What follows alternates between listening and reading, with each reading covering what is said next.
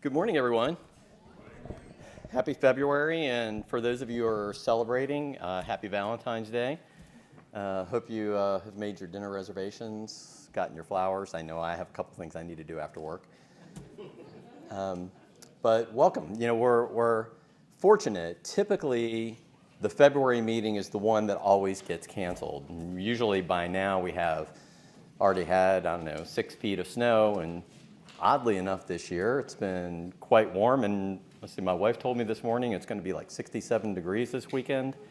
So I'm not actually sure this is February, but that's what it says on the slide, so we're just going to go with that. So hopefully many of you were able to join us this morning up in the Washington room for coffee and networking.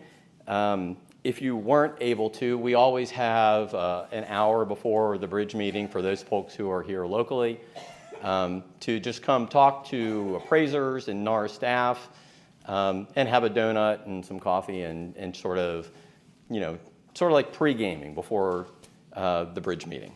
So I invite you to join us next time when we meet in April up in the Jefferson room. So before we begin today, just a few administrative items.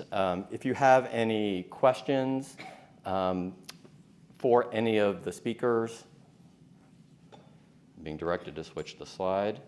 Okay, there's the answer.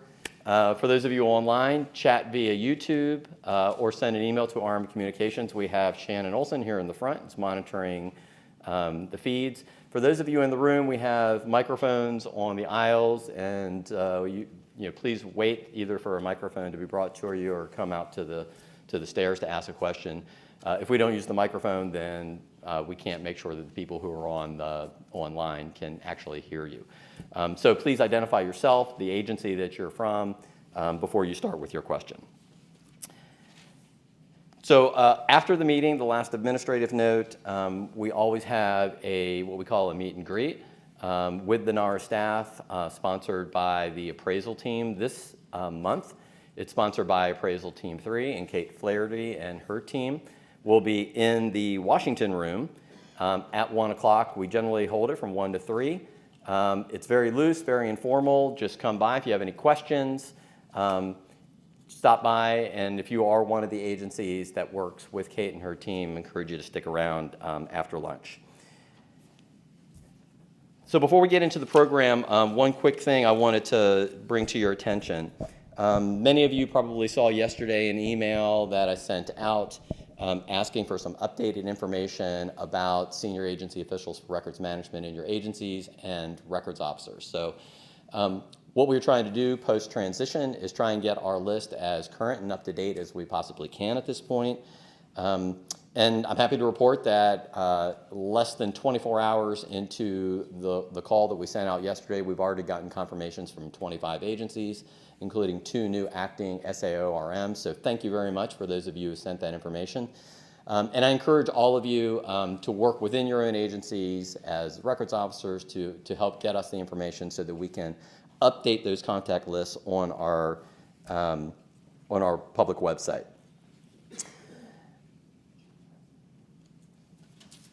So thank you again for that. So now onto the program. We have a very tight schedule, so I'm probably already overstayed my 5 minutes. Today we have some presentations, and I'll introduce Jay in a second. Then we'll have a presentation from Don Rosen, who's going to talk about oversight and reporting and show you some screen captures of what the website looks like, where we're going to be displaying the information. Then we have Kim Gentili, Director of Civilian Personnel Record Center, who's going to give us an overview of the center's activities. And then finally, hopefully we will still have time, we have Margaret Hawkins, the Director of Records Management Operations at NAR, who's going to talk about our customer satisfaction survey and the results for 2016. I'm not doing good with the slides. So there you go. There's your agenda. And with that, I will introduce Jay Traynor, who's the executive for agency services, to introduce two new staff who have new positions here at the National Archives. Jay?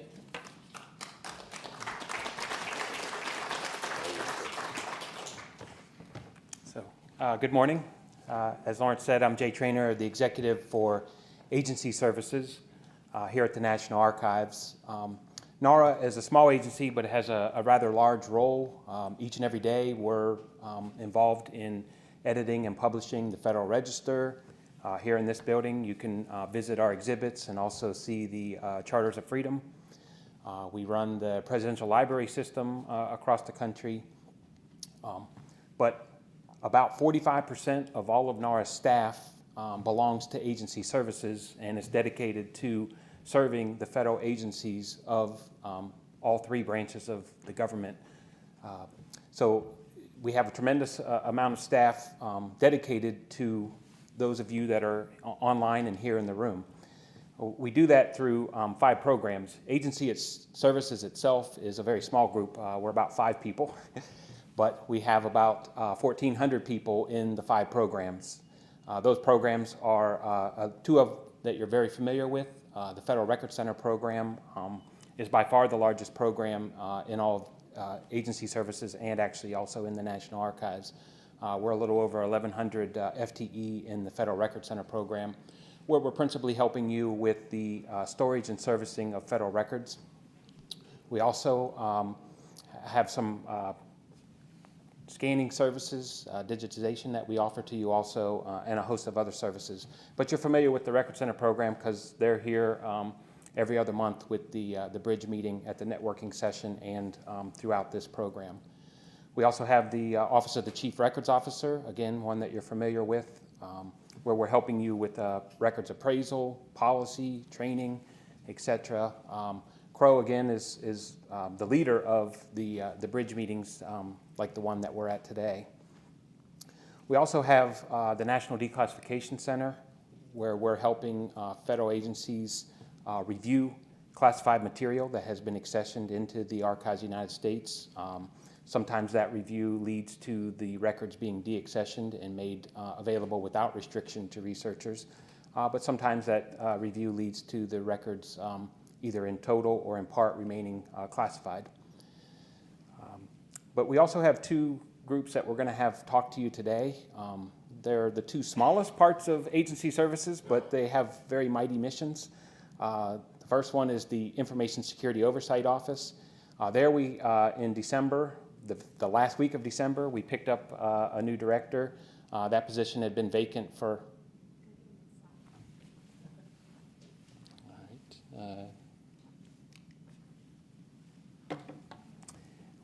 That one, we picked up the new director in late December. That position had been vacant for almost a year. It had become vacant in January of 2016.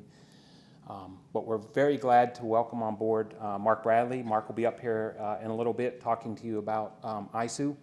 But Mark comes to us with a varied background that he can get into, but more recently he was with us at the Department of Justice, working on a lot of FOIA and classification issues, was viewed as a technical expert for ISOO, but also is someone that will help with us engaging the staff of ISOO, where we're helping the federal agencies across the government in all 3 branches with the classification issues, but also with the new controlled unclassified information program that we have in ISOO.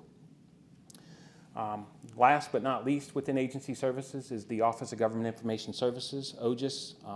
That's where we help agencies with the mediation of FOIA disputes, but we also do oversight of agencies and their FOIA operations, and we also interact with the White House and Congress on any recommendations that need to be made to the FOIA law.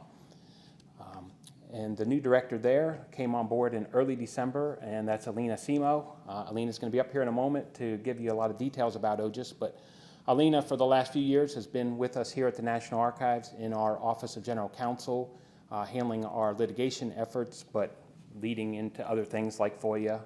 And she's an expert in the law of FOIA, has come on board at the beginning of December, and is already up and running with the mediation and oversight responsibilities of OGIS. And with that, let me have Alina come up and talk to you about OGIS. Thank you.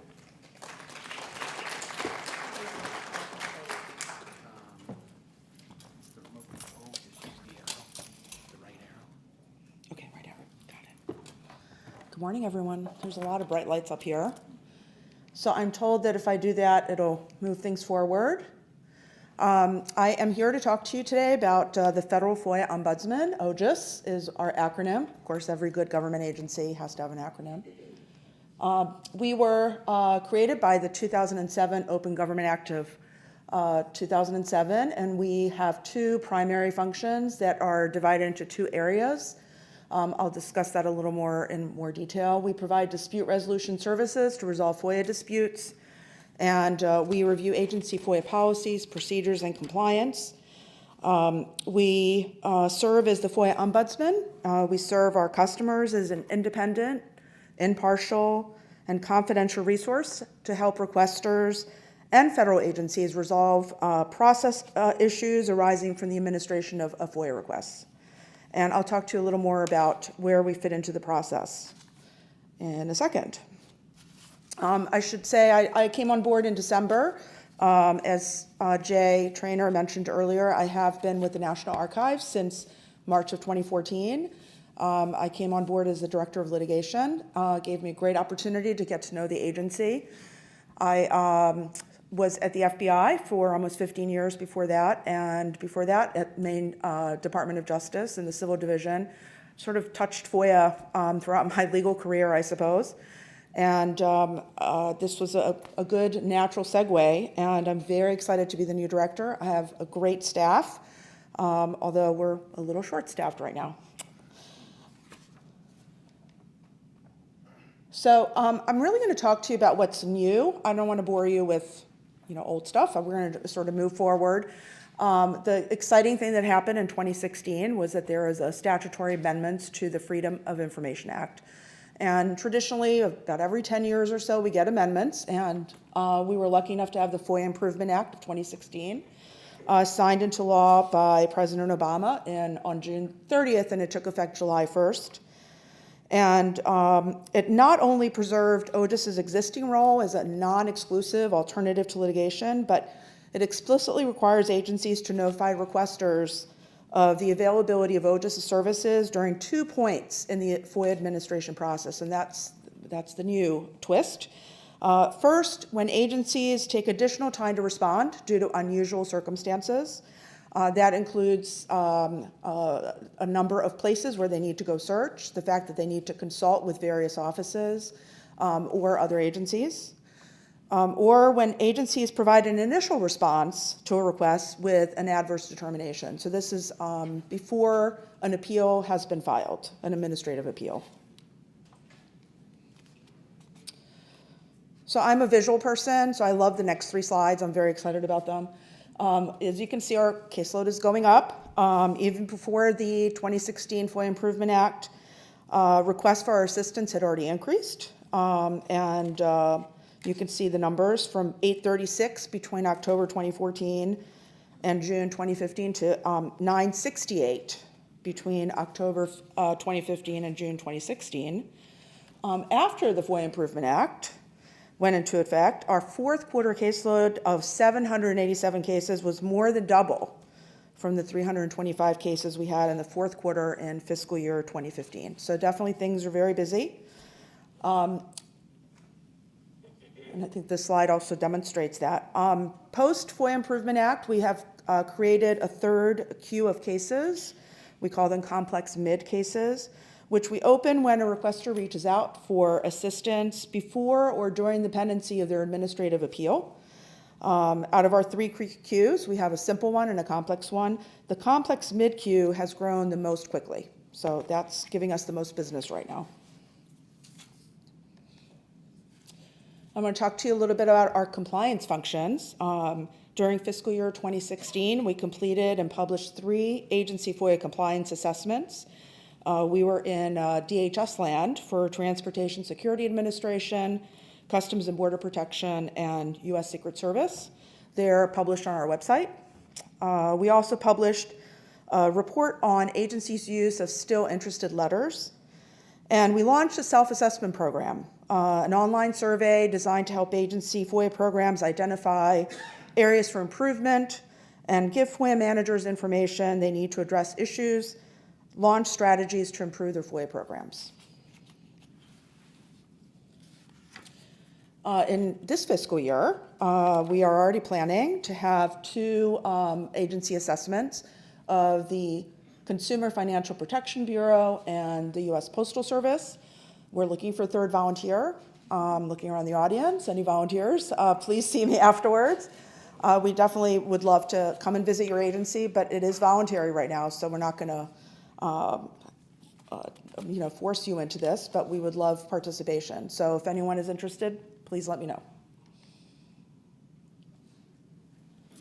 Another aspect of compliance is review of FOIA regulations government-wide. Since fiscal year 2011, OGIS has worked to strengthen FOIA regulations throughout the federal government. We've provided comments to FOIA regulations for 3 cabinet-level departments, DHS, Interior, and State, as well as the National Council on Disability. That was this past fiscal year, 2016.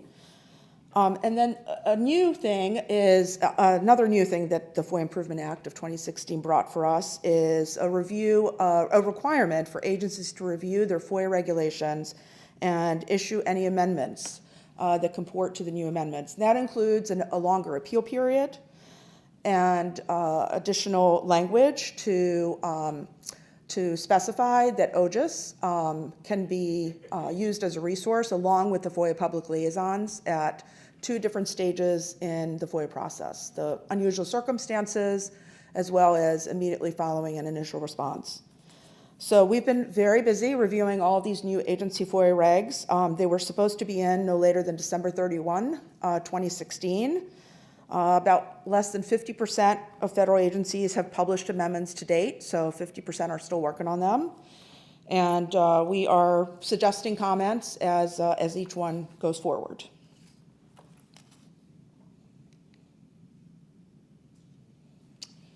I also just wanted to mention the FOIA Improvement Act of 2016 amends Section 3102, the Federal Records Act. And you guys can read up there what it says. I'm not going to read it. It goes hand in hand with other amendments within the statute which require subjects of subsequent requests to be, for the same material to be posted, as well as information that has been requested 3 or more times to be posted. So I just wanted to make you aware of that. So strong records management is essential for a successful FOIA program. So I appreciate the opportunity to speak in front of you today. In 2016, we worked with NARA's Records Management Oversight Team to add some FOIA questions to the RMSA program, and we're really excited about that. We've developed and included questions related to your individual agency FOIA programs. There are 12 of them, questions 26 through 37. I know you've already all answered them. They may require consultation. If you're not the same person as the FOIA officer, you may need to consult with your FOIA officer in your agency. So what are we going to do with all those responses? We're going to review them, compile them, and to hopefully some meaningful data that we can post. We're also going to use the results to try to understand government-wide trends and target issues that merit further follow-up by OGIS for the compliance team. I also wanted to highlight the fact that OGIS offers dispute resolution training. Generally twice a year. It's free, so it's always a nice thing. I always am told they fill up very, very quickly. The next one is scheduled for Tuesday, April 18th, here at Archives 1, and encourage everyone to think about signing up as quickly as possible. And we also offer agency-specific training at the request of agencies. So next month we're providing agency-specific training to the FOIA folks at the State Department.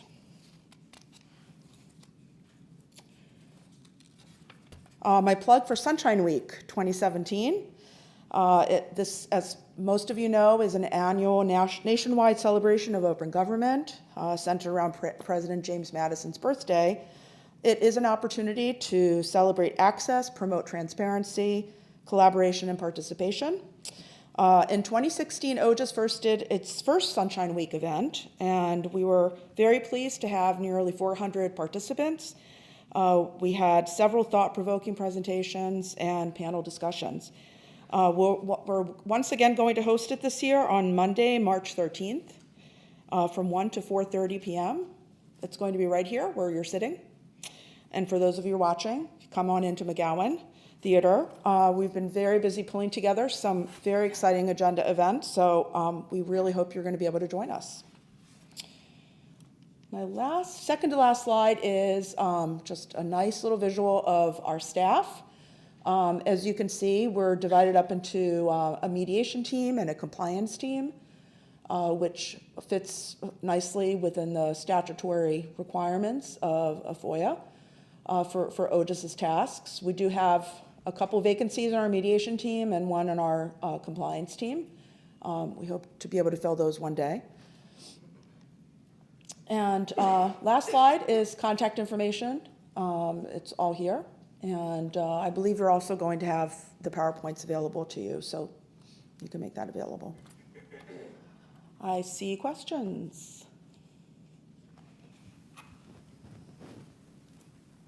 No? No questions. I see no questions. Okay.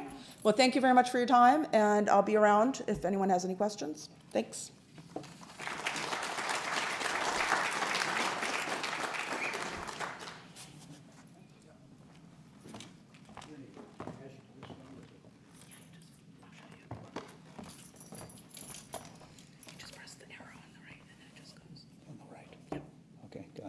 Okay, thanks. It'd be technically checked out there. I'm an historian and a lawyer by background. I'm Mark A. Bradley. I'm the new head of the Information Security Oversight Office. As Jay said, I come from the Department of Justice. 16 years there, where I worked on everything from the U.S. Foreign Intelligence Surveillance Act, tracking terrorists and spies, to developing intelligence policy, to working on and at Guantanamo Bay. Before that, I was on the Hill. I was Senator Daniel Patrick Moynihan's legislative director, where we worked a lot on classification, declassification. And then before that, I was a criminal defense lawyer here in the district, handling everything from misdemeanors to murder. And then before that, CIA, mostly in Pakistan. So I have kind of an eclectic background. Maybe that's why I was selected to head up what I call the oddest, the spookiest, but the most interesting part of the National Archives. By that, I mean we in ISOO report to the President of the United States. We tell him about how the government's doing in classifying and declassifying national security information. I think that's our most important task. We also oversee the National Industrial Security Program, and also, as Jay mentioned, this new one, controlled unclassified information. But let me get to some of the slides before I get too far ahead. Let me give you just a bit of the history of this office. It's interesting. As you'll see, it was created in 1978 under an executive order. Actually, it existed before then. It was created by all people, the antecedents were, by Richard Nixon in 1972. Although perhaps that's not as odd as it sounds, there are historians who believe that Nixon would be a Democrat now. I don't know whether I believe that, but anyway, what was happening is the Vietnam War was creating more classified information than we could deal with. So the idea was some office had to be created to be able to handle this type of flood. So anyway, it starts off in the White House. In 1973, though, it's moved to the National Archives, which at that time was part of the GSA. And it was with us, but it was meeting in the White House. In fact, it met in the Roosevelt Room up until 1975. In 1975, though, three things are happening in this country. It's being torn apart by the Vietnam War. It's being ripped apart again by Watergate, and also by something called the Church Committee, which is investigating the abuses of the U.S. intelligence community, especially on American citizens. There were FBI was spying on Dr. King. CIA was in assassination plots. I mean, there was a lot of misgivings about what our intelligence community was doing. So anyway, the idea was, you know what, when Jimmy Carter came into office, that perhaps the ISOO ought to be taken out of the White House, put over here in the National Archives, and be given a more robust responsibility, i.e. kind of a neutral player. I call us the umpires of this world, where balls and strikes place. I mean, nonpartisan, obviously, but we try to give agencies and the president the best guidance we can on which should be classified and which should be declassified. Now, you notice those dual roles. They're very interesting to me because they kind of come at the heart of who we are as an American people. Thomas Jefferson said that the best populace is the one that's most educated. And by that, he meant educated about what its own government was doing. On the other side of the coin, though, we are in a very, very dangerous environment. I mean, we have all sorts of foes, both in the counterintelligence world and in the counterterrorism world, who would do us great harm. So how much information to release to the public, how much information to withhold from the public? I think that's our most important role that we do. It's also a huge responsibility. And, there are all sorts of different interpretations about that. You'll have an interest community that says this. You'll have a classification community like the IC in the military who wants this. So we're constantly trying to give the best advice that we can. Now you see here we have a panoply of executive orders that we operate under. There are 5. And so they cover a wide gamut. I mean, the National Security Information System, again, is how the federal government classifies and declassifies information. I mean, that is an enormous task. National Industrial Security Program. What that means is we have a lot of classified information that goes out to contractors. And if you remember, I mean, the 2 greatest breaches we've had as of late have been by Edward Snowden and recently the one at the NSA that just was announced in the paper this week. Both of those gentlemen were contractors. Both of them worked for Booz Allen. So who's minding the store to make sure the information is being properly handled there? Controlled unclassified information is our latest venture. It is another mammoth thing because it covers 153 different federal agencies, not to mention over 100,000 contractors. Believe it or not, the U.S. government marks information in over 100 different ways when it's sensitive but not classified. You'll have things like FOUO, law enforcement sensitive. The question is, how do we standardize this? So this is why this program came into being. You'll see the Classified National Security Information Program for state, local, and tribal. All right, the federal government, because of the events of 9/11, are sharing more information to our state and local partners. Again, they're not accustomed to dealing with classified information. That's a federal responsibility. So how do they protect this information, but also be able to use it to combat our foes? So again, we're trying to instruct them on how to do that and make sure that they're properly handling this information. Also, too, how many of you all received letters from OPM when the breach happened, had security clearances? Yeah, okay. That's this one. We're trying to make sure that doesn't happen again, as is the CUI. So again, we are a very busy office. I tell Jay all the time that we box above our weight. I think several classes. Again, how do we do what we do? Again, we develop all sorts of directives. We go out to the agencies. In fact, I'm in the process now, as the Trump administration comes online, meeting more of the cabinet level officials to let them know, number one, who we are, and 2, what we do. It's interesting, how many administrations classified information is new to them. It's a different culture, especially if you come out of the business world and things like that.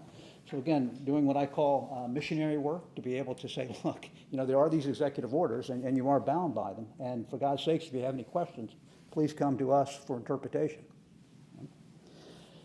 Lastly, this one here is particularly important. Recommend policy changes. Almost every administration that I have been through has wanted to change some of the executive orders, and I would be surprised if this one's any different, especially on 13526, which governs how we classify and declassify information. So we're in the process now of beginning to crank up to be able to advise the president on what we think the new executive order should look like and any reforms that it might need. Again, it is incumbent upon us as the experts in this to be the first asked. And you'll see that we take our marching orders from the National Security Council. So we work very closely with whether you all knew John Fitzpatrick. He was the person nobody succeeds Fitzpatrick. You just kind of slide into his chair. He's inimitable. But anyway, we take our marching orders from the National Security Council. Now, as of late, the government's still kind of coming online, so the orders are still being awaited. But in the meantime, we're not sitting still. We're moving forward, coming up with ideas and plans. So when they do come to us, we'll be ready to act. All right, move on to some of the next. Oversight authority, again, if you notice, that's in our name. If I had one thing to say that we did, that's probably it. By that, we visit a lot of these agencies and look at their programs to make sure that they're being done correctly. We just had a team go out to the Defense Intelligence Agency yesterday. Last week, we were doing the U.S. Transportation Department. So, I mean, I don't think there's a week that goes by that we don't have a team out in the field looking at how these programs are being implemented. So it's good because it gets our folks out of the office. It gets them to actually see, how difficult it is. You may have a policy, but when you actually implement it, Senator Moynihan always said, he said, you can't understand the limits of government until you've actually served in the government. And so by going out and doing these reviews, we're seeing that some of our ideas are excellent, and some of them, we need to tweak and to come back and reform. So it's a very organic process.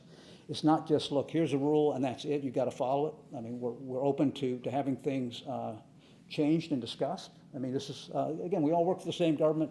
Goals are the same. Again, protect the information we have to, get rid of the information we don't, and try to educate our citizens as best we can. All right, again, we've got 3 different groups that do this. Classification management, you can see what it's responsible for. I don't want to take a lot of time on this. The first 2 are interesting. The ICECAP is a federal-wide appeals panel. The people who sit on that, I used to do it for the Department of Justice, the Justice, State, Defense, the DNI, NARA, the National Security Council. What it does is it decides and adjudicates classification appeals under the executive order. And it's one of the more interesting boards we have because it actually spends a lot of time. In fact, today it's meeting from 9 o'clock until 3 o'clock looking at appeals that requesters send in to decide as an expert whether or not the agency's decision should be upheld. It is remarkable how much information is released to the public through this process. In fact, I think it's one of the most valuable things the National Archives does. It is a remarkable body. Works upon the 5th floor where our SCIF is, Secure Department of Information Facility. Public Interest Declassification Board, I actually co-wrote the legislation that created that board. I tell Jay all the time, I feel like Victor Frankenstein. I create these things, and then years later, I'm still working with them or still saddled with them. This one, though, there is a huge tsunami wave of classified information out there.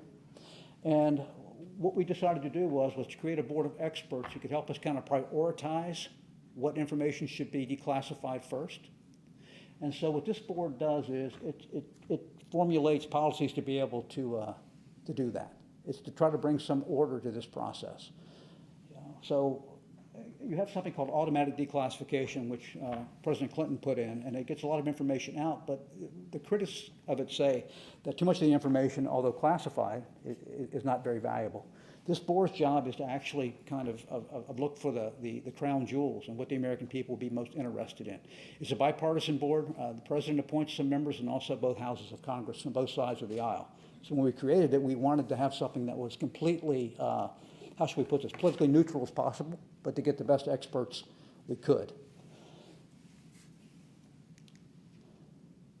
Yeah. just said that. Okay, yeah.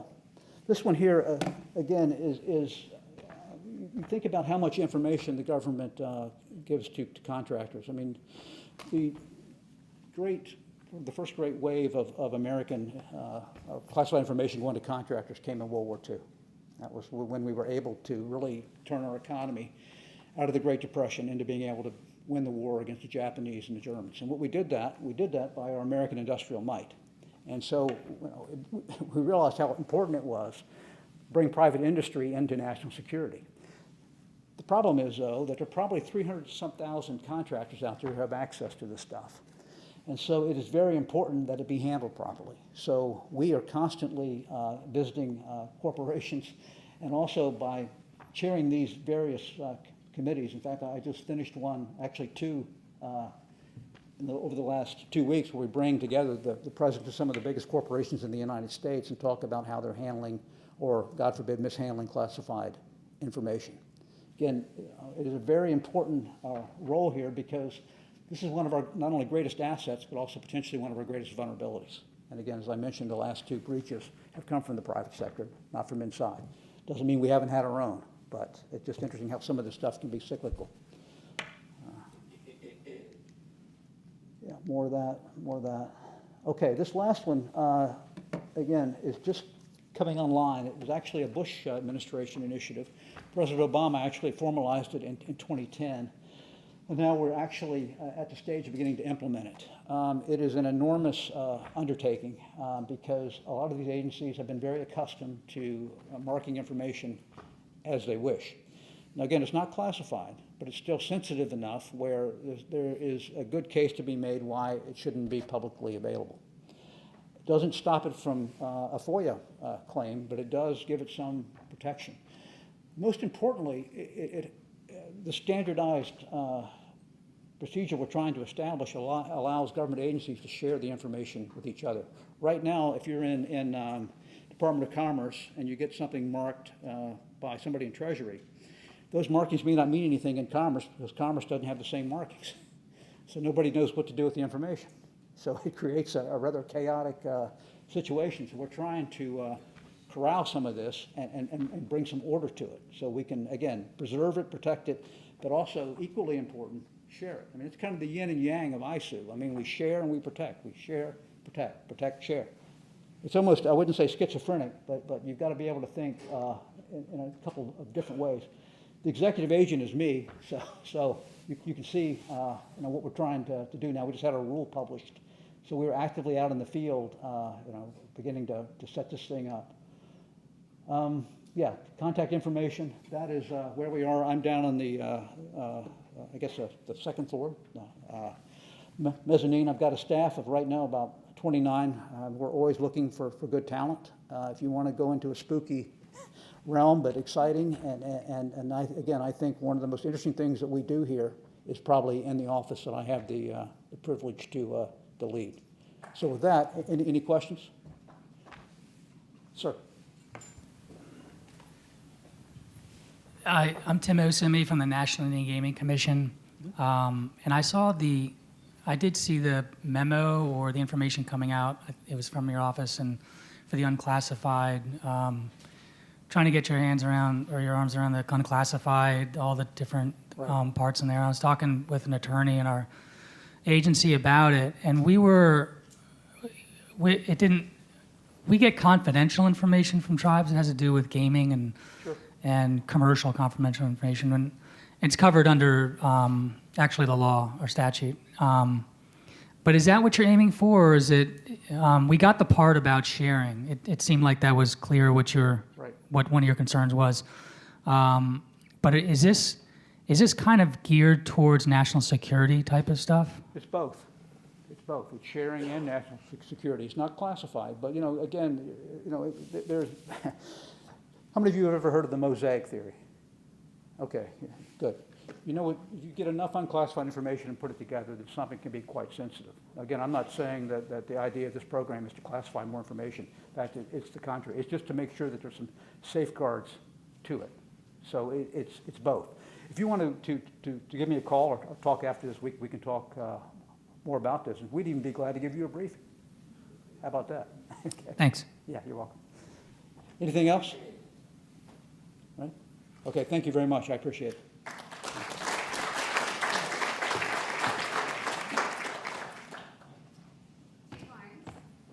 Before we move on, we had one YouTube question from the previous presentation about the Sunshine Day presentations or Sunshine Week. Will they be streamed on the NARA YouTube channel like folks are watching Bridge now? Honestly, I'm not sure. I think the answer is yes, but Okay. I will double check on that. Okay, in case the microphone didn't pick it up, she said she's not sure. She thinks the answer is yes, but she'll double check. Okay, thank you, Alina. Thank you, Mark. And thank you, Jay. So I am going to just very quickly bring up Don Rosen and reintroduce him to the group. So Don is the Director of Records Management, Oversight, and Reporting. He's going to talk to you a little bit about the SAORM reports, the RMSA, and the website, and how we're going to display a lot of this information so that you can access it. Don?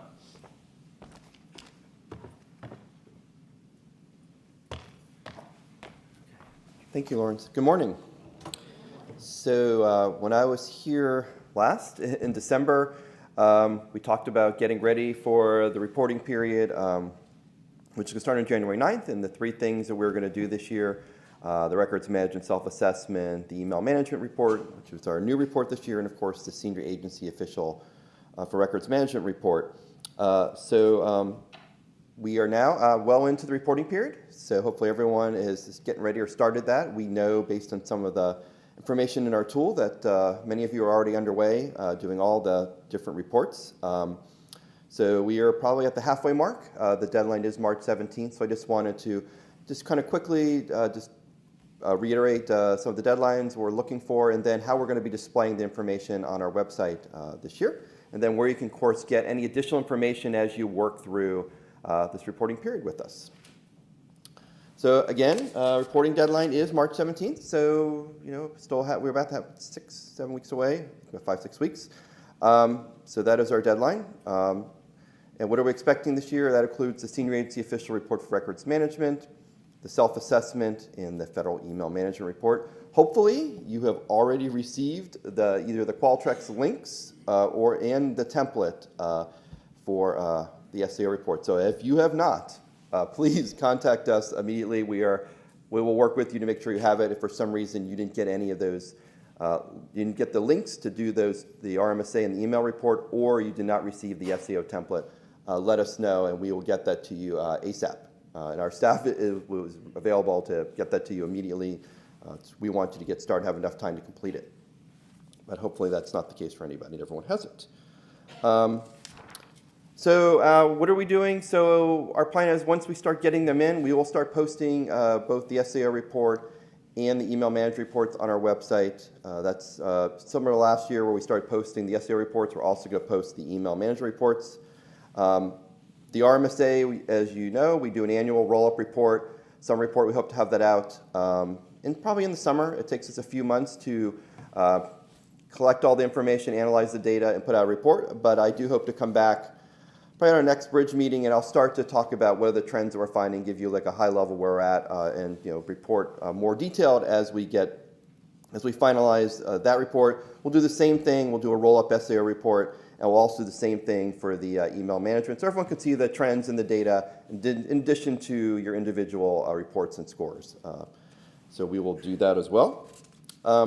So what we are doing is we do post on our website, and we have been making some changes to our website to make it a little easier to find some of our reporting and oversight activities for us, so we're excited about that. Here is a snapshot of our records management page, and if you see off to the right, there is a new button that says Records Management Oversight and Reporting. So that is our program.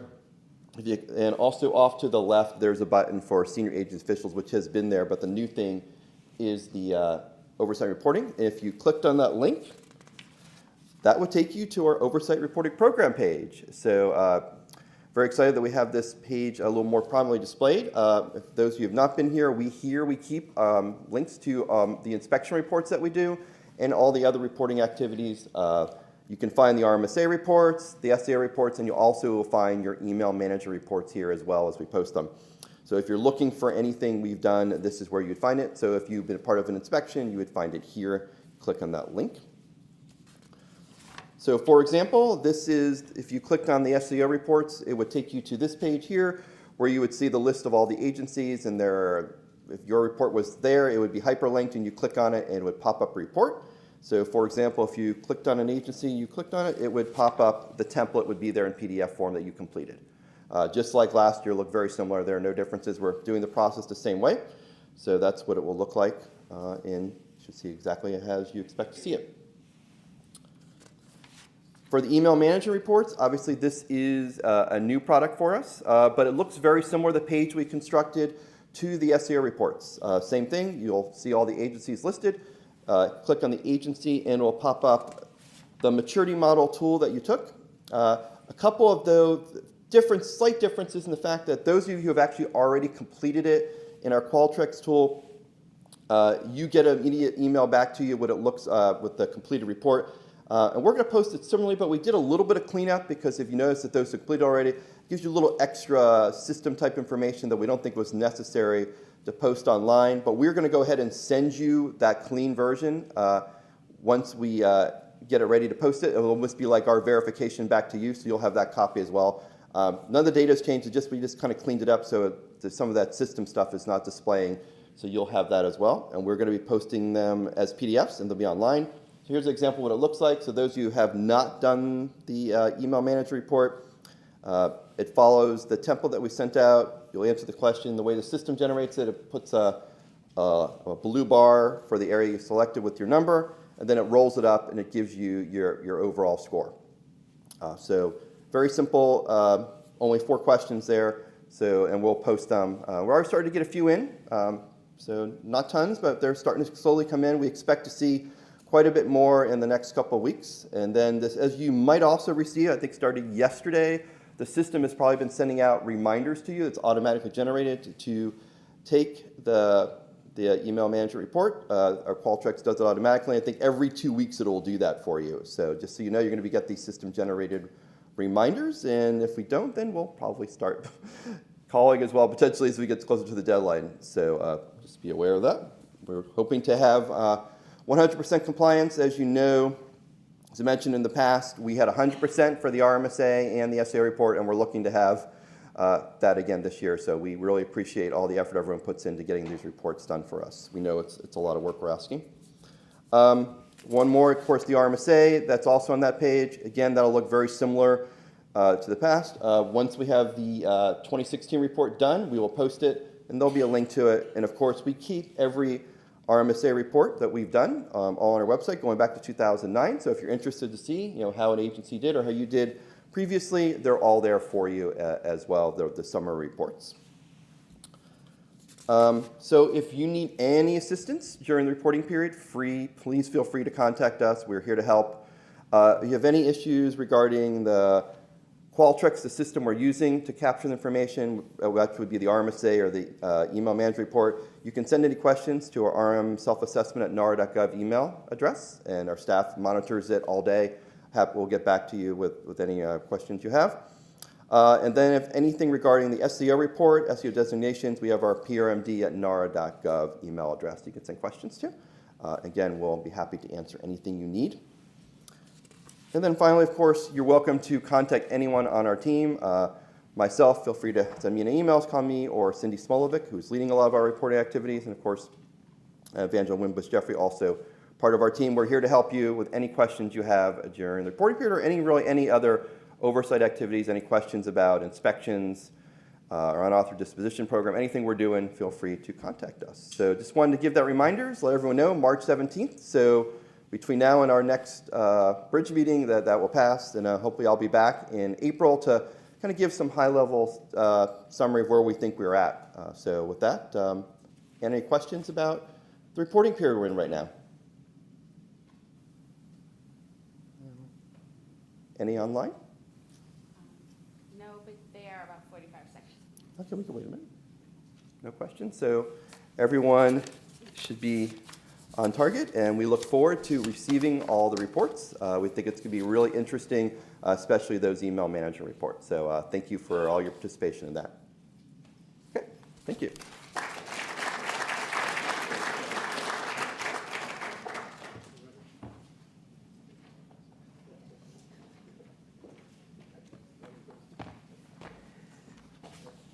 Thank you, Don. So we have a new presenter here in person, and we haven't actually met in person either. Kim Gentile is going to talk about what's going on at the National Civilian Personnel Record Center and some of the activities there, and give us an overview of what's going on in St. Louis, right? All right, welcome, Kim. Thank you.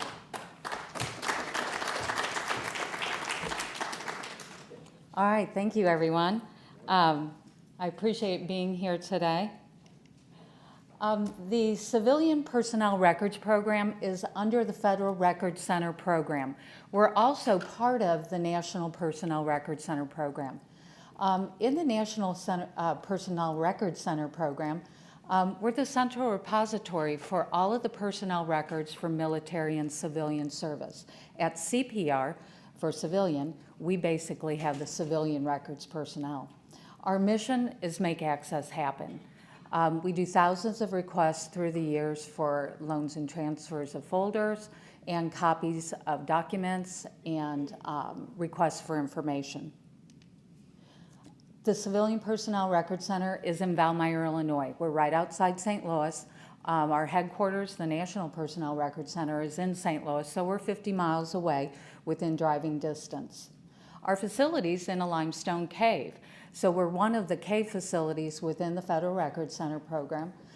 So it's kind of exciting for us and our staff to work in a building such as that. Still looks like a regular building. You're going to have an office area just like anybody else, but you may get a rock wall that you can be excited about and tell your family that you work in a cave. Our facility was constructed in 2008. We had 8 bays. We added 3 more bays in 2009. We have a total available storage of 2.5 million cubic feet. And our office area can support about 100 staff members because a lot of our members are in and out of the bays pulling records. You might wonder, how do you get around in a bay? We go back a half a mile into the cave.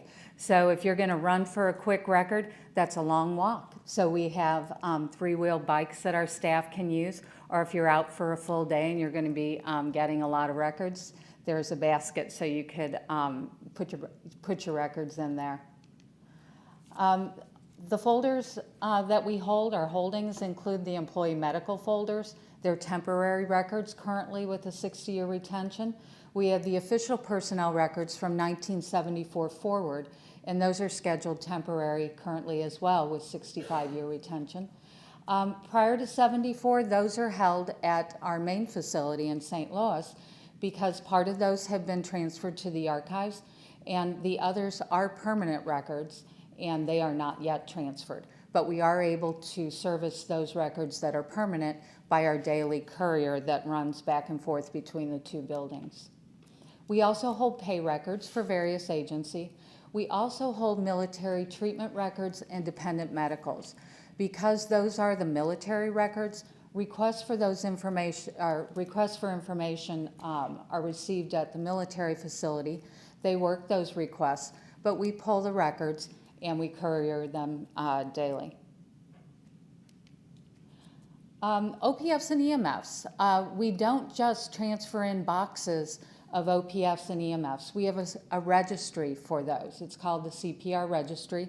It's currently housed in ARCIS. It was previously in NARS 5, but this system allows us to manage the records on a folder or civilian level. OPFs and EMFs don't require an SF-135.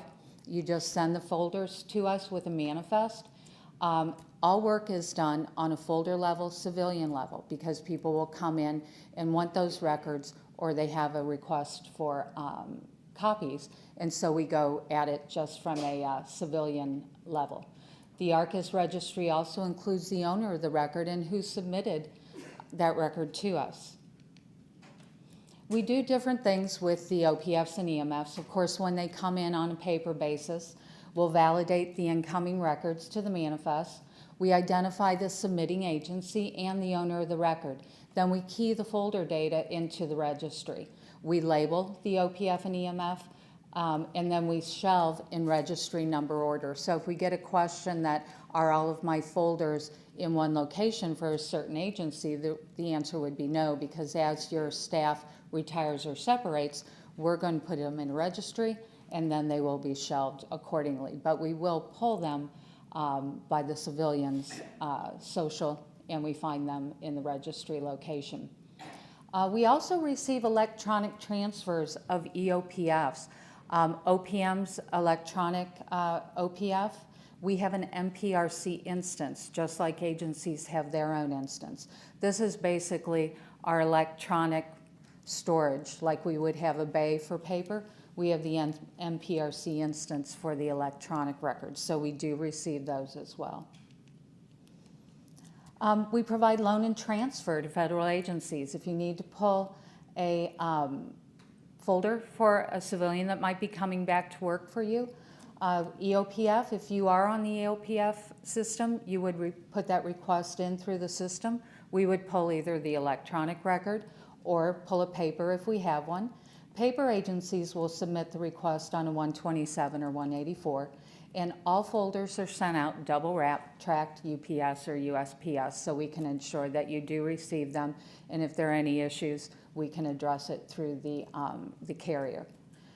We also provide requests for information from separated civilians or third parties or FOIA requests. Civilians may not have kept a copy of their last SF-50, so they'll contact us to get a copy of that. They may want a complete copy of their record, or when it comes time for retirement, they may ask for information that isn't housed by their current agency.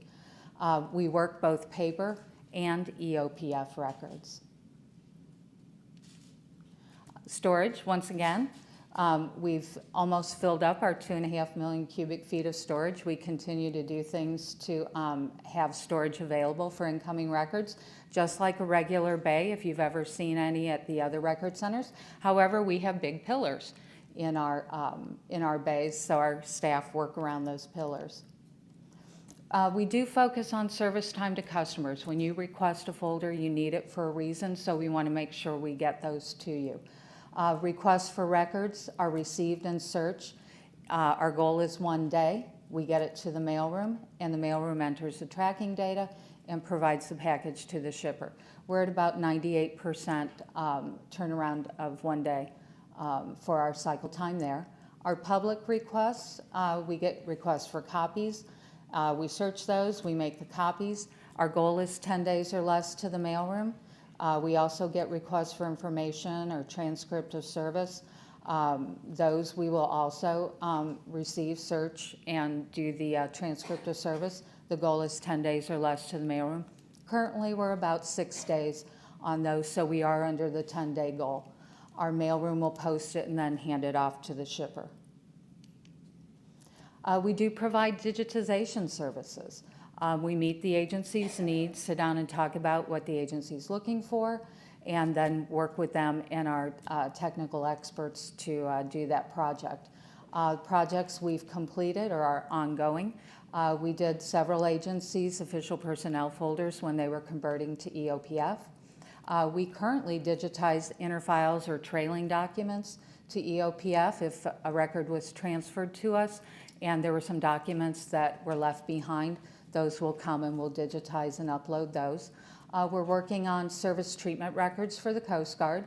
We've done some aperture cards and we've done ID cards. So it can be an ongoing project or something that's a one-time project. The one thing we do that agencies have gotten used to since FY11 is stratified billing. Prior to that, the cost for services were basically paid for by USPS, OPM, but in 11 we made a change so that the cost was going to the agency who generated the work. So services generated by an agency will result in charges through national billing, but storage charges are borne by the owner of the record. So if you're an OPM agency, USPS, or if you're non-Title V, not under OPM's record-keeping authority, those are the agencies that pay the storage. The basic premise behind stratified billing is that if the work is sent or generated by an agency, it will be billed to the agency. If the work is generated by a civilian employee, authorized by them, or as a FOIA, it's billed to the owner of the record. So agencies that are under OPM's record-keeping authority will not see charges for civilian employee requests because OPM owns the record and they're being billed for that. Storage is billed to the owner of the record as well. And just as an FYI, EOPF charges currently are being charged to the EOPF data warehouse program, and they in turn will pass off any charges that they've agreed with their customer agencies. So if you're a non-record owner, your typical charges are going to be transfers in, OPS and EMFs that your Human Resource Office sends to us, loans and transfers if they need a paper folder or an EMF, we will charge for that, or a refile of return folder.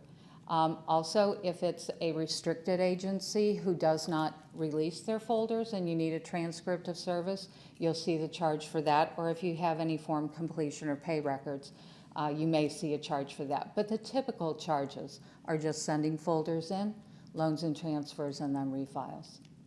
But if you own the record, you'll get the same similar charges, but you'll also get storage charges, and you'll get charges for separated civilian or public requests. So those would be, if you're an OPM agency, OPM would be the record owner, and they would pay for that. Postal does theirs as well, or any non-Title V. So key reminders, do not send us any classified records, please. We do not house classified records. Send your folders by track mail, double wrap. You don't want to have those split in the postal carrier and then we lose that folder. Include a manifest for your incoming records. That'll allow us to validate that everything's been received. We go through your list and we make sure that we've received everything. Include your full agency name, your address, and a contact name and telephone number on all your manifests and on your 127s and 184s. We have contact information. If you have questions about transfers, you can contact our transfer group. You can fax your requests, 127s, 184s, to us. And if you need a status check, you can always check with our reference group. Any questions that you may have, feel free to contact me and we will get you with the right person to help you. And most of all, thank you for letting us serve you. Our staff members are really proud of the work they do. They're very concerned about getting you the information you need in a timely manner, so we thank you for doing your record storage with us. So, any questions?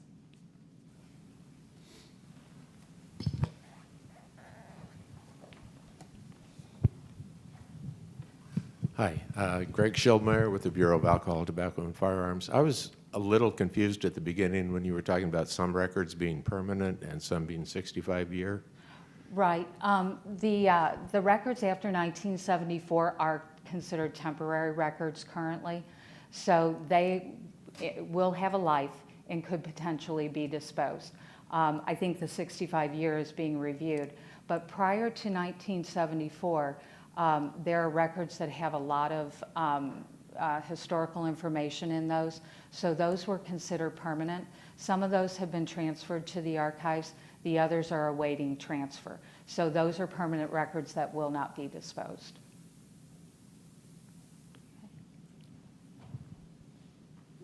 Online question from Patty Stockman, the NASA records officer. She said, so far, St. Louis has been unable to accept oversized medical x-ray records. Will your new facility or new base be able to accept large size x-rays? No, we don't accept those, sorry. And if she has any questions, we can reach out to her and see if there's any help we can give her.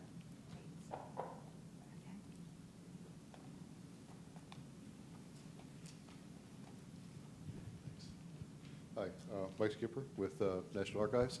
Are any of the permanent records, the older pre-74, have any of those been digitized? Are they electronic at all, or are they all paper? No, none of the older OPFs have been digitized as yet. Just curious. Thank you.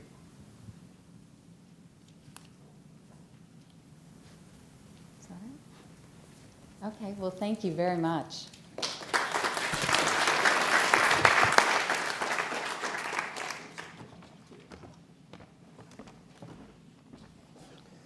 Thank you, Kim. It was nice to meet you. Someday I'll actually make it out to St. Louis and we can have a tour of the caves.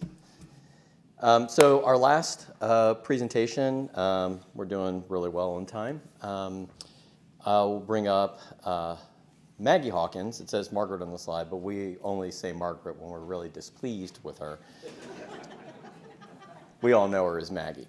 So Maggie's going to talk about the customer satisfaction survey that we do every other year and the results that we have now summarized from 2016 and give you an overview. And Alina will be pleased. There's lots of charts and graphs for you to look at. So with that, I will turn it over to Maggie.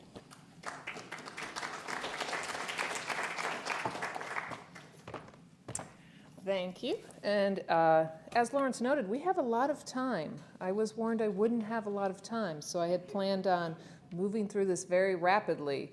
So I'll slow down a little bit. So as Lawrence mentioned, we every couple of years we do a customer satisfaction survey. This is our 2016 results. And in the past, this survey was focused exclusively on the area of appraisal and scheduling. But as the years went by, we were getting a lot in the comment sections about other parts of the work portfolio in the Office of the Chief Records Officer. So it's been slightly expanded to include some of these, although the main focus really still is the appraisal and scheduling part of it, which is one of the reasons why I'm up here to speak about it. But I will go through the results for other parts of the survey as well. So what I'm going to do is I'm going to just go through what some of the questions are and the answers and then speak to some of the specifics of them. But then also at the end I have some information about next steps and how we might take some of this information and use it. One of the questions we've always asked is asking someone's position who's answering it. And this has changed over the years, but you can see it's a preponderance of the people answering this questionnaire are the records officer, which is what we would think would be the most appropriate audience to be answering this questionnaire. So that's a good sign. How long have you worked in records management with the federal government? As you can see, most of the people answering the survey have been doing their job for at least 3 years. We do see lots and lots of new people. I met a couple new people today, but you can see that the bulk answering last year's survey were people had worked in records management for 3 years or more. And one of the questions we always ask too, just to kind of get a sense of the people we're working with and what experience they may have, is it your primary or secondary responsibility? What we always hope to see is a wonderful long bar at the top for primary. You all know how difficult your jobs are as records officers, for those of you out there who are in that position. It is really great to see that at least amongst those answering this survey, that 80% of them, it's their primary responsibility. And one of the things we always want to establish a baseline in looking at, for a number of reasons, both for the survey and just to sort of generally see how many agencies are submitting schedules. We always ask if your agency happened to have submitted a schedule for approval within the last year or two covered by the survey. And you can see about 60% of the people who answered this survey had submitted a schedule.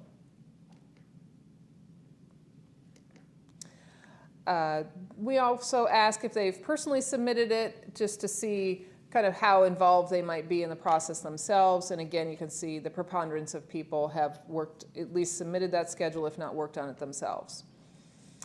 One of our primary questions we always ask, and it's really kind of is a core issue that we face every year, and that is, did the time that it was taken to approve your submitted record schedule, was it satisfactory?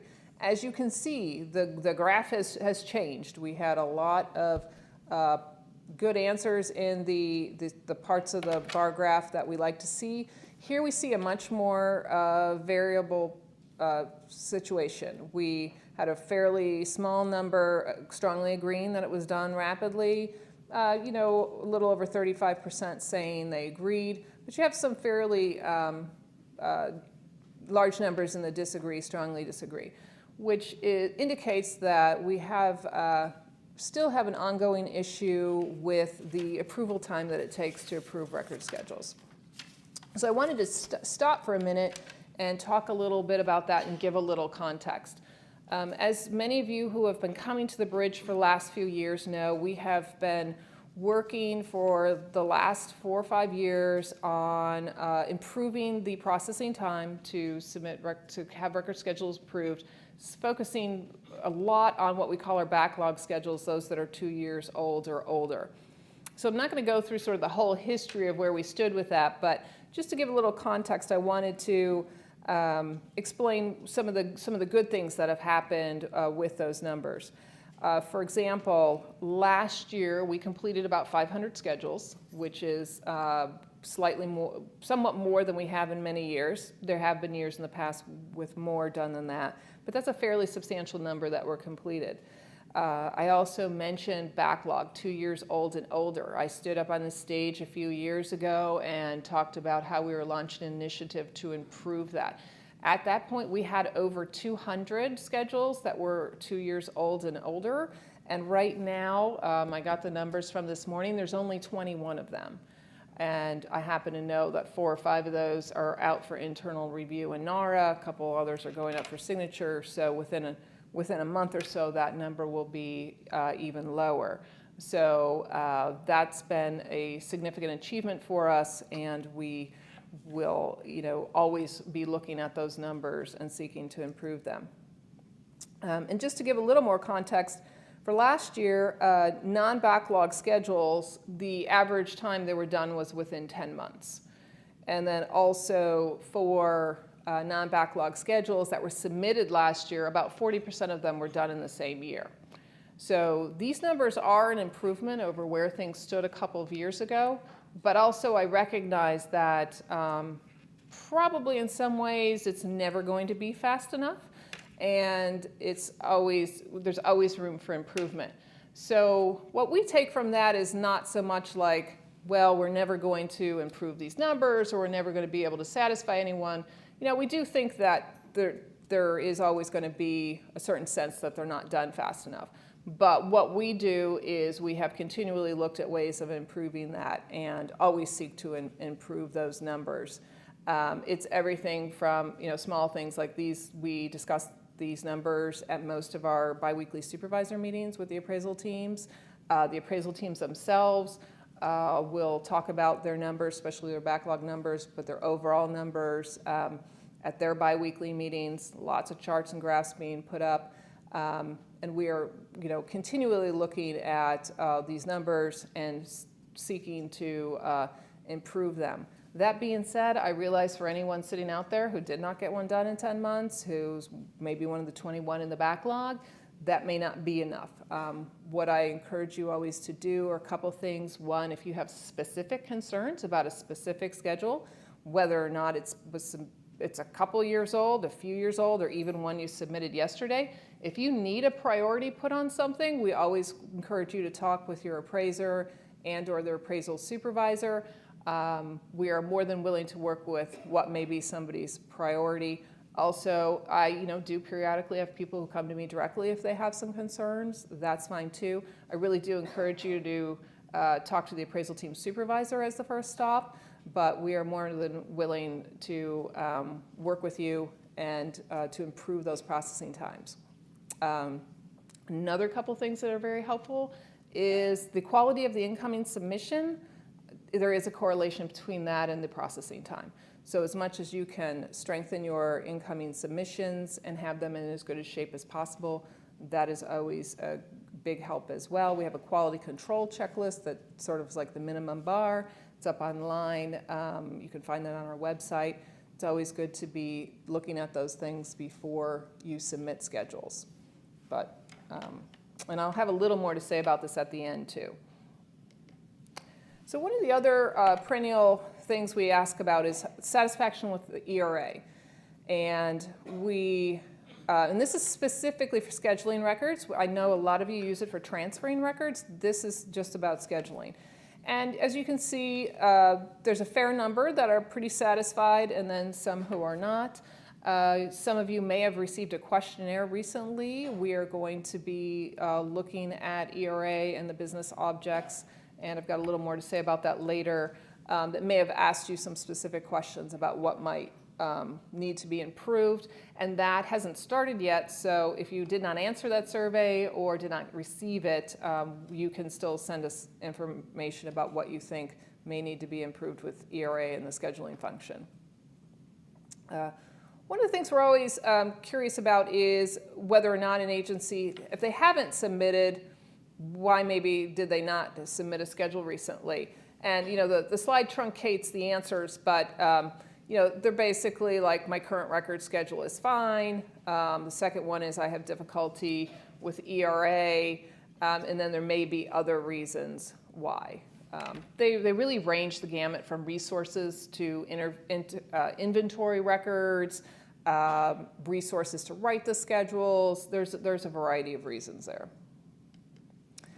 One of the other things we had initiated several years ago based on this survey was what we call the Report of Records Appraisal Activity. And this is also known colloquially as the Monthly Status Report. And this is usually in spreadsheet form, sent every month to the primary POC for an agency. And it lists the registered schedules that you may have, any pen and ink changes you may have, and any unauthorized destruction cases that are being handled by the appraisal team still. Don's teams took over most of the unauthorized. There's a few legacy ones that we still hold. One of the things we discovered, and I think this is human nature, is that if you're waiting for something, but you have a sense of, you have some understanding of where it is in the process and what steps it may have recently gone through or is you're waiting for, kind of gives you a better sense, and you may feel more comfortable with wondering why something it's 9 months out and you're still waiting for it. Our goal is that if you have a registered schedule, you should be receiving one of these. We have worked very hard on compliance with this. They go out the first week of the month, depending on, not necessarily the first day, but we give people a week, because sometimes agencies may have 40 or 50 schedules and several people working on them, so it may take a little time to collate the data. If you are not receiving them and you have a registered schedule, what we do is we drop off sending them. Let's say you had 3 schedules, you got them all, they're all done in June. We send you the report for another month, and then we stop sending it. We don't send it every month. There's some agencies that may go 5 or 6 years without submitting a schedule, so we don't want to send an empty report over and over again. But if you do have registered schedules and you're not receiving it, please talk to the supervisor for that team or your appraiser, and you can also come to me as well. Most people, as you can see, virtually everybody minus a couple people find this report helpful. So we would like to make sure you're getting it. One of our classic questions is, do you have a good working relationship with your NARA assigned appraiser? NARA assigned appraiser is going to be one of your primary contacts, and they help with a lot of questions, working on not just schedules, but general records management questions. And we traditionally have seen a very high rate of satisfaction with that. As you can see, it's running close to 90%. Again, if you have any concerns about that, please feel free to let the supervisor know or to let me know. We did take some information from some of the comments that we received and passed along the compliments and are looking at other things that arose from the comment section of this. And when they ask for assistance, they receive a timely response. Again, it's running very high that people have been receiving a timely response. Most of the people who do the appraisal function develop a close working relationship with you all. And often you'll be learning about issues together. We will investigate things, look up things. Somebody may have to go talk to a supervisor. They may not have an instant answer, but people are in my experience, very motivated to help and very motivated to help you with any conundrums that you may uncover as you're doing your job. So then we kind of asked the overall, how satisfied are you overall with NARA scheduling and appraisal services? And again, you can see, you know, the bulk of people are in the highly satisfied and satisfied, with some concerns and unsatisfied, and then a few people with no opinions who may have not just had much exposure to scheduling and appraisal if they haven't been submitting schedules. Then, you know, I talked about how for years the sole focus of this report was the scheduling and appraisal, but then in the comments we were getting things about other things within our portfolio. So we've added in some questions, and this is the results of that. Is, you know, are the communications you receive from NARA's records management program clear? That includes the blog, the RM communications, and there's a strong agreement that they're clear. The last time we did this survey, we had some very pointed comments about the communications in the comment sections, that the RM communications were too long, that there was too much detail in them. So, you know, I distinctly remember when I read that, we happened to have a meeting that afternoon. We were working on an RM communications. And so I said, okay, we had this comment, and we hadn't really started processing the survey, but like, you know, can we make this shorter and more succinct? And everyone's like, no, we need all this information. We really looked at it. We chopped it down in half.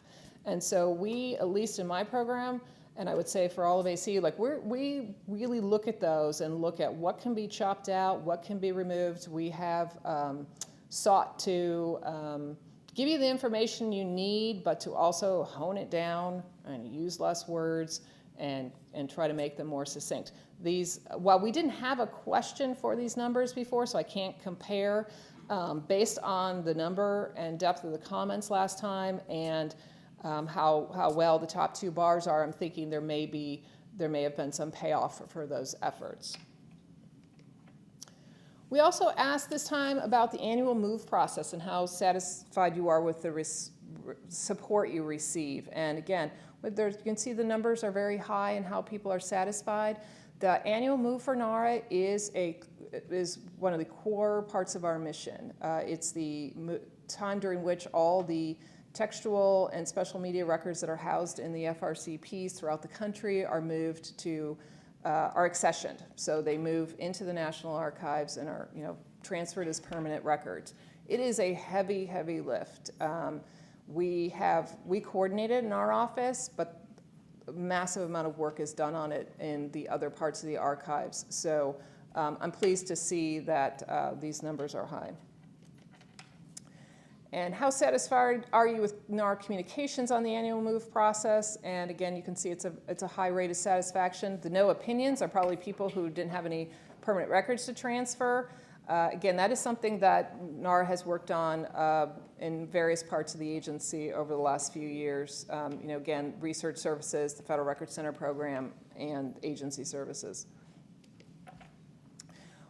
We also did ask a question about the NARA records management courses. Those courses, there's a lot of feedback loops for those. There's evaluations. You know that Gary's been up here on the stage about revamping their curriculum. But we didn't want to leave a program out, so we did ask about it. And you can see the numbers on who had taken them. You know, a lot of people had not taken them, but people don't necessarily take them every year.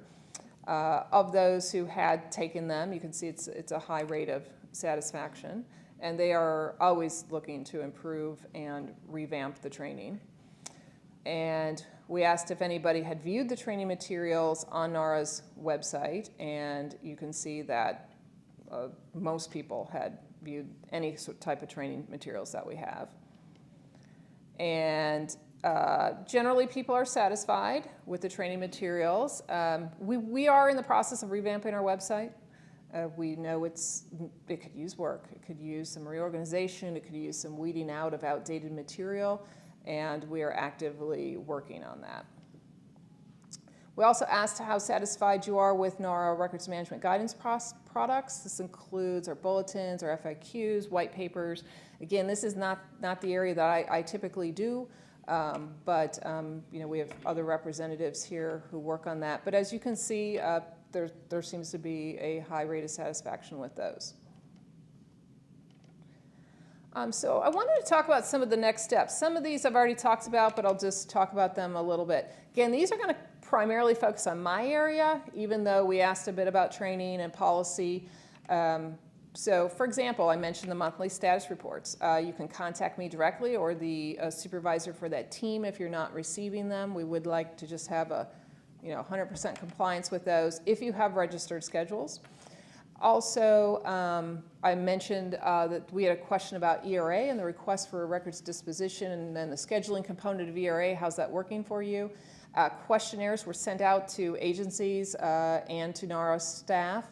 And in March, we're going to be redesigning what's called the business objects, which is essentially the forms. So the online version of the 115, the request for records disposition authority, is going to be examined for in a process. It's technically a business process reengineering, although it's going to really focus on the forms itself as opposed to the process. So we will be examining that. IT systems and redevelopment take a while. So while we're starting in March, to see a new records request for records disposition will take a little while. Also, one of the things we're looking at reinstating is when an agency has a new appraiser coming to the agency, ideally in person, but by phone if we have to, depending on where the person's located, to have like a meet and greet with the records officer. Back in the day when I started, that was the etiquette. You always did these handoff meetings and met the people in person. As life has gotten busier and the work world has gotten busier for people, they have sometimes fallen by the wayside. We have received several comments about that and are looking at reinstating those. Also, I mentioned that we're overhauling our website. I'll just focus on we are doing a pretty heavy-duty redesign of the scheduling and appraisal part of the website. I met last week with the couple people who are working on it. What we hope to do is streamline things, have things more topically oriented. We're going to reinvigorate the old disposition of Federal Records Handbook and use a lot of that material so that it's topically oriented and get rid of some of the, or change some of the bars on the side. If you open up the website now, there's a lot coming at you on one page, and we're seeking to streamline that over this fiscal year. Also, we did what we call big bucket study. We have had a lot of concerns and qualms about big bucket schedules. How are they being implemented in agencies? There's a lot of sort of mythology around it. So in talking with my teams, I felt like we really needed to delve into the issue, not dismiss anyone who had concerns about it, but not just think we kind of understood what was going on with them. So the General Records Schedule team did a study. They went out to several agencies, out to the record centers, talked to our accessioning people, and it's a big report. I'll admit I've only made it partway through it with a lot of recommendations about how NARA might improve its guidance on big bucket schedules, how it might improve its guidance to agencies. We're looking at potentially doing some implementation guidance on helping agencies implement big bucket schedules. So the first step was the study. The next step will be the follow-on actions. So once we get that in more final form, we will come back and present on that.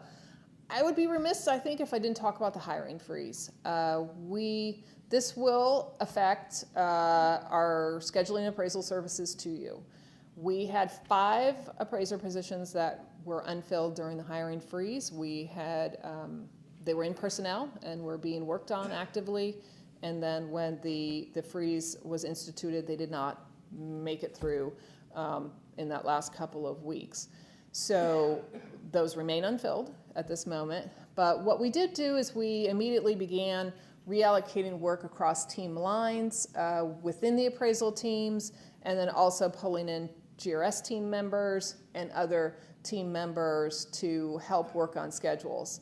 One of our challenges is we can't just drop anyone into working on a record schedule. We have fairly extensive training for people. Our general thing we say is it's like 18 to 24 months to really get self-sufficient in the job, so we can't just pull anybody from anywhere. Also, other teams have their own workload and may have positions that are unfilled. However, we have actively been looking at that and reallocating work where we can. Obviously, the longer-term impact of the hiring freeze and downsizing is unknown, so I do not know what will happen with these 5 unfilled positions.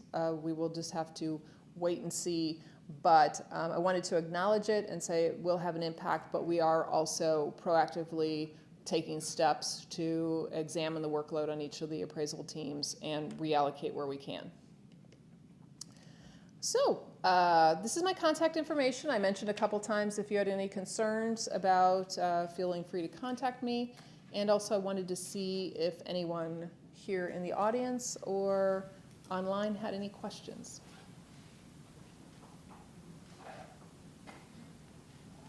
Nope. Nope. Okay. Well, looks like there are no questions. I'll give it a minute. How's the online? Is the lag time caught up? No, but we haven't had anything come. Okay. All right, great. Well, thank you for your time.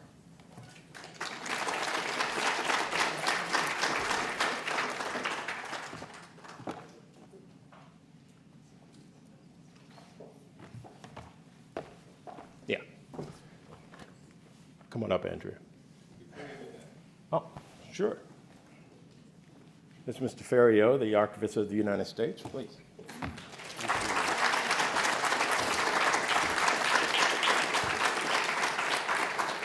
I just wanted to say good morning, and I'm really here to thank you. Thank you for the work that you do every day, because I bet you don't get many thank yous on the job.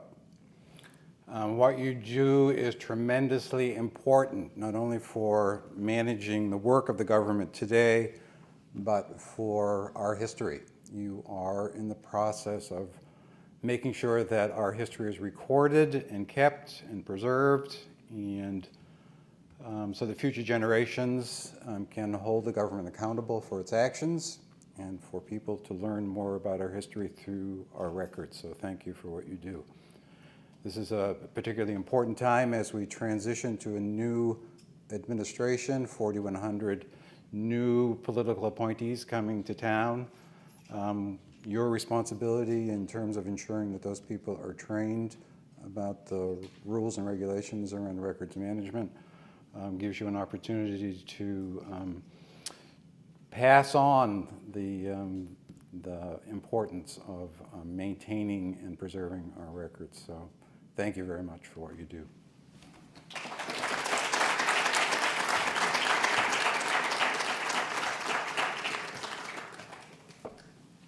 We wanted to make one quick announcement. I want to have Andrea Shear, one of our account managers, come up from the Federal Record Center program, because before the next BRIDG meeting, which is in April, early April, the agency disposition profiles will go out to each agency. Andrea, can you come up just for a couple of seconds?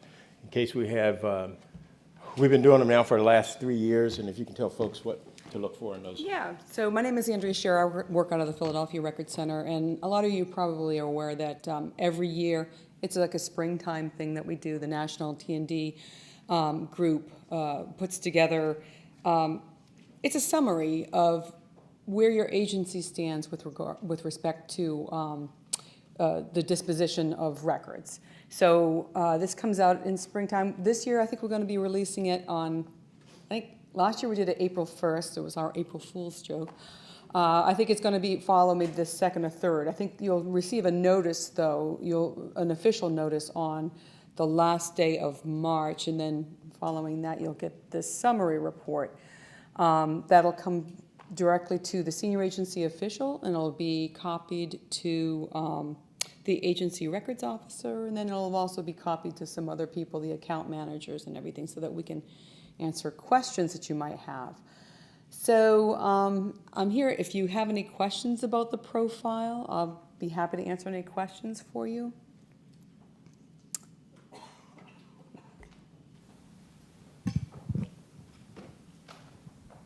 Andrea, can you just maybe address some of the new changes that are going to be presented this year? Well, actually, there are no real changes to the profile itself this year. The big change that came, I think it was last year, was we split the tobacco litigation disposals out. We're keeping that on, so you can see, and we had added at that time, there was a block that showed movement from the previous year to this year. So we'll show disposals that you may have done for tobacco litigation. And it's just a way, it's really your dashboard to see how you're doing in terms of disposals or accessioning and that kind of thing.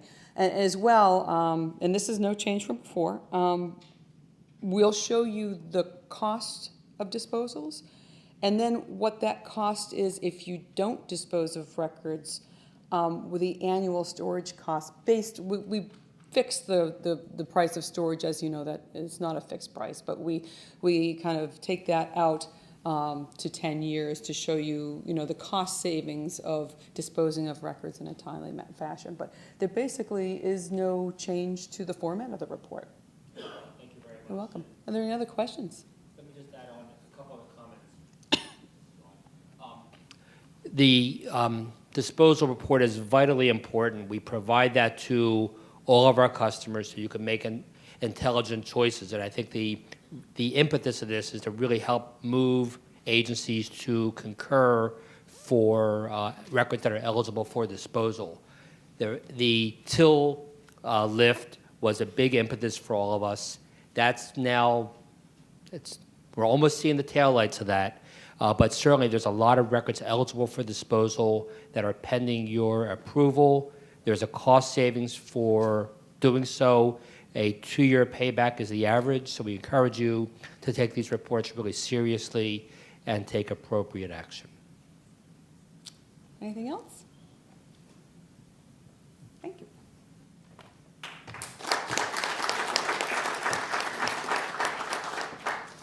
So this has been quite the meeting. We had bonus content from the Federal Record Center program. Thank you, Andrea, and thank you, David Weinberg, the director of the FRCP, and a cameo from the Archivist of the United States. So in case this may be your first BRIDG meeting, that doesn't happen every time. So yeah, we're very pleased to have him wander into the McGowan and say a few words to all of you, and I couldn't agree more with what he said in his remarks. Thank you all for everything you do. It's been a really difficult time, we understand, with the transition, and it's not going to get any easier as we go forward with 4,000 political appointees coming on board. We have a lot to do with training and making sure that there is awareness for records management and the important issues, not just with the records officers, but at the senior agency official level, higher up in the agencies. And we stand by, we are ready. Please invite us over to your agencies. Meet and greets, Maggie talked about them with the appraisal staff and meeting with the records management programs, but we are also here to help you make some introductions and build some awareness about requirements around record keeping with the senior agency officials and political appointees as they come on board. So please do not hesitate to contact us and get us involved. Our next meeting is in April, and between now and then, I encourage you to send us comments via RM Communications, the email address from which you received the invite for this meeting. We particularly would like to hear if there are agenda items, issues, topics that you would like to discuss. Maybe join us up here on the stage and present to the rest of your colleagues. Maybe some of the best practices and lessons learned as you do implementation are always a big hit. We're very good at doing policies and releasing guidance and FAQs, but as we sort of touched on in a couple of areas today in our briefings, implementation and what we do in our oversight program to assess implementation is something that we're equally focused on, and we want to share some of the lessons learned and best practices that you have around implementation of the various policies and guidance that affect records management. So please let us know if there are things that you want us to talk about or you would like to co-present or present to the group. So in the meantime, between now and April 11th, please let us know. And look for an agenda for the next meeting. Will probably come out around the same time as the disposition profile, around April 1st. So please get in touch with us before then if there's anything specific you would like to hear on the next agenda in April. So with that, we met our prime objective, which is to finish before noon so everybody can go have lunch. And with that, we are adjourned until next time. Thank you all for coming.